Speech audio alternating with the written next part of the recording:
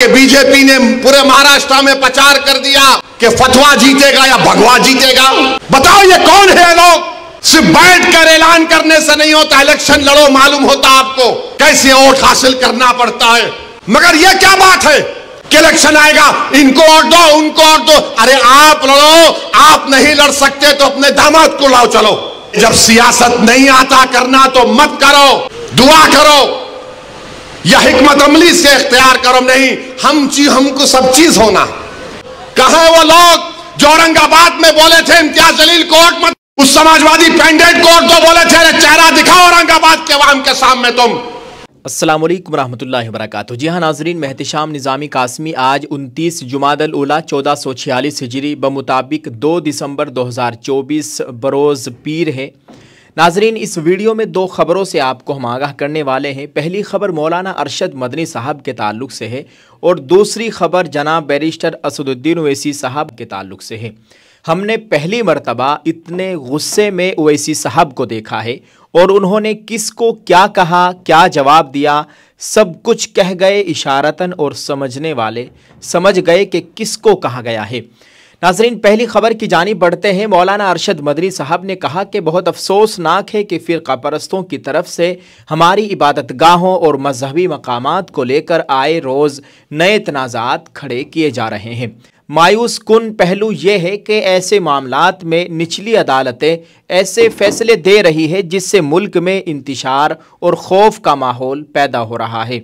ऐसे फ़ैसलों की आड़ में न सिर्फ फ़िरक़ा परस्त अनासिर बल्कि कानून के मुहाफ़िज़ भी मुसलमानों के साथ दुश्मनों जैसा सलूक कर रहे हैं और उन्हें अपना मौक़िफ़ पेश करने का भी मौका नहीं दिया जा रहा है। संभल का वाक़या कोई मामूली वाक़या नहीं है, बल्कि ये एक जुल्म है जो मुल्क के आइन, इंसाफ और सेकुलरिज्म को आग लगाते हुए कानून की धज्जियाँ उड़ा रहा है। मौलाना अरशद मदनी, सदर जमीयत उलमा हिंद। नाज़रीन, मौलाना का ये बयान है, ये बयान हज़रत का तहरीरी तौर पर था जो आपके साथ शेयर किया गया है।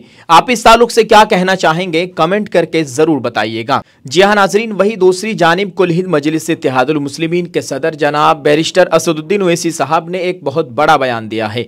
दरअसल आपको बताते चले, गुज़िश्ता रोज़ दिसंबर की 1 तारीख को ओवैसी साहब ने मालेगांव महाराष्ट्र में मुफ्ती इस्माइल कासमी के साथ एक बड़ा जलसा किया। इस जलसे का नाम था जलसा इजहार तशक्कुर व जश्न फतह, यानी शुक्रिया अदा करने के लिए आवाम का जिन्होंने मुफ्ती इस्माइल कासमी को कामयाब बनाया, अपना वोट देकर उनका शुक्रिया अदा करने के लिए इस जलसे आम को किया गया था। इसमें ओवैसी साहब ने वैसे तो बहुत सी बातें बोली हैं, लेकिन ये 9-10 मिनट का क्लिप उनका इस वक्त बहुत ज़्यादा सोशल मीडिया पर वायरल हो रहा है।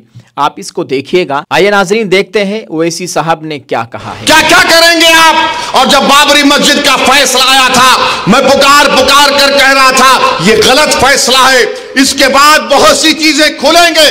तो मेरे खिलाफ ये वही लोग हैं जो आज इस असेंबली के इलेक्शन में इनको वोट दो, उनको वोट दो ऐलान किए थे।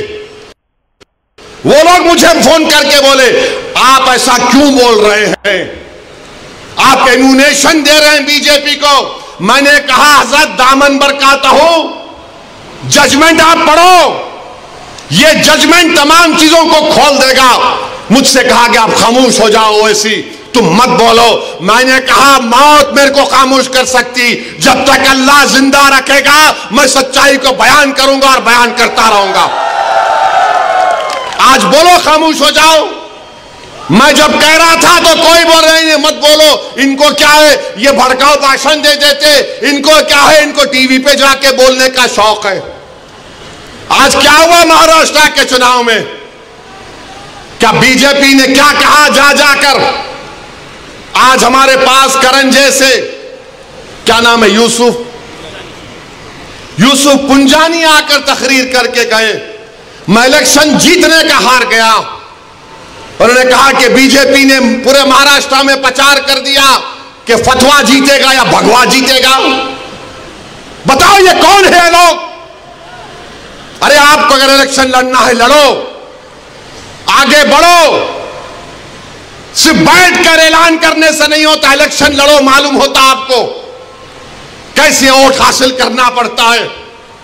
एक आलिम दीन मुफ्ती इस्माइल आपके सामने जो इलेक्शन लड़ रहा भी है, मिंबर रसूल पर आपको अच्छाई को बयान भी करता है और चुनाव भी लड़ता है। मगर यह क्या बात है कि इलेक्शन आएगा इनको वोट दो उनको वोट दो। अरे आप लड़ो, आप नहीं लड़ सकते तो अपने दामाद को लाओ, चलो लड़ो ना, क्यों नहीं रोकते? नहीं, हम इनको बोलेंगे उनको बोलेंगे। क्या हुआ? आपने बीजेपी को हैंडल दे दिया। यूसुफ पुंजानी कह रहा है कि बीजेपी गली गली जाकर ऐलान कर दी कि फतवा जीतेगा या भगवा जीतेगा। अरे जब सियासत नहीं आता करना तो मत करो, दुआ करो या हिकमत अमली से इख्तियार करो। नहीं, हमको सब चीज होना। देख लिए क्या हुआ। अब किधर है आप, किधर है नहीं मालूम। कहां है वो लोग जो औरंगाबाद में बोले थे इम्तियाज जलील को वोट मत, उस समाजवादी पैंडेट को तो बोले थे अरे चेहरा दिखाओ औरंगाबाद के अवाम के सामने तुम। अरे लिफाफों पे जिंदगी गुजारने वालों, शर्म से डूब मरो तुम। मेरे घर को आए थे, मेरे घर को आए थे हैदराबाद को, बगैर बोले मेरे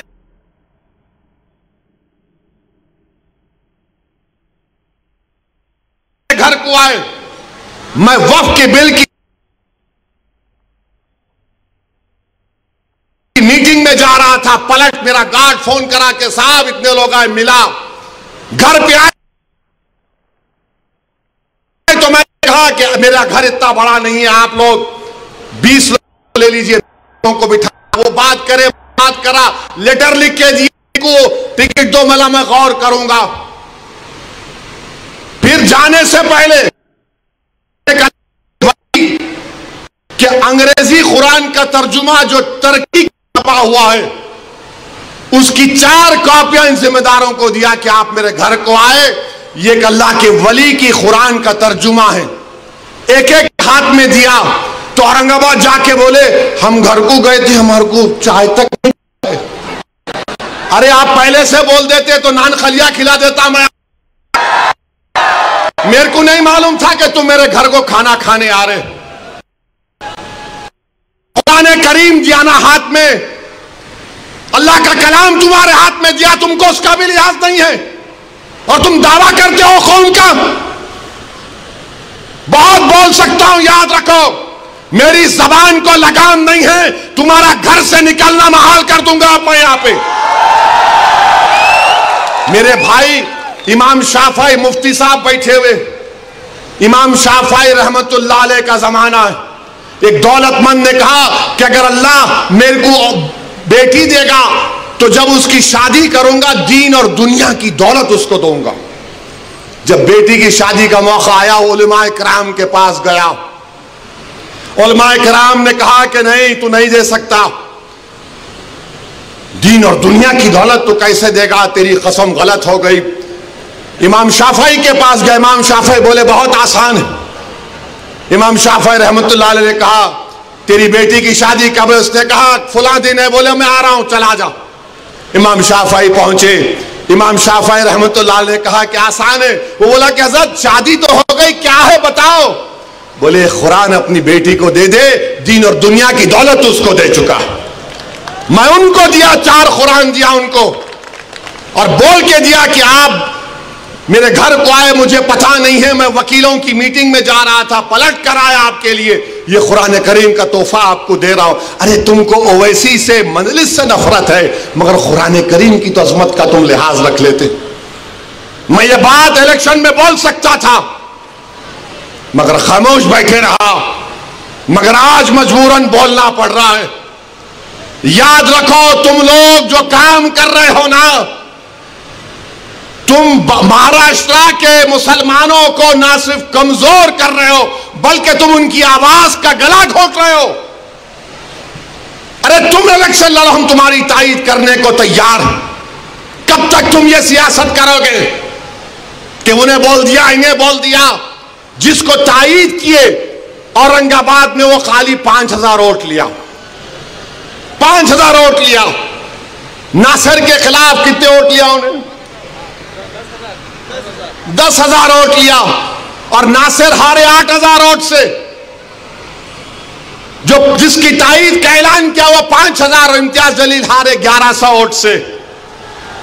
धूलिया से फारूक शाह के खिलाफ आपने ऐलान किया, वो 10,000 पे निपट गया, फारूक शाह 70,000 वोट लिए, सिर्फ 1700 वोट लिया वो जालिम, सिर्फ 1700 वोट लिया। फारूक शाह 70,000 वोट लिया। अतीक को आपने ताईद नहीं की, किसी और को बोल दिया।